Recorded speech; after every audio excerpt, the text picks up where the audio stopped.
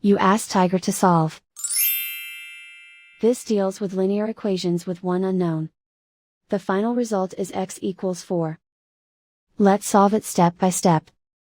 Isolate the x.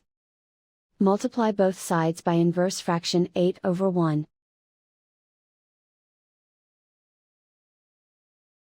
Group like terms. Multiply the coefficients. Simplify the fraction. Multiply the fractions. Find the greatest common factor of the numerator and denominator. Factor out and cancel the greatest common factor. And so the final result is x equals 4.